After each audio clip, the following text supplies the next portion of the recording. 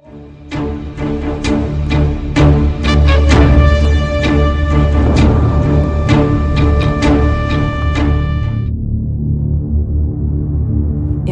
news for Indians. No need to worry anymore.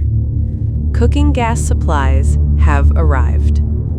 The LPG tanker, Nanda Devi, has safely reached India.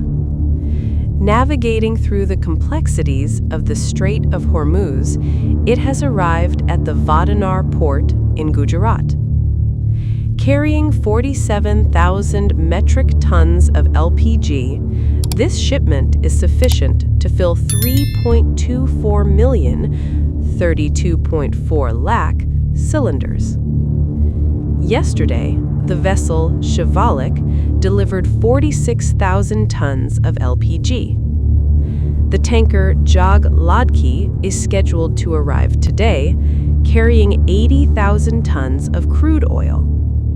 Please share this good news with everyone. Please like and subscribe to this video.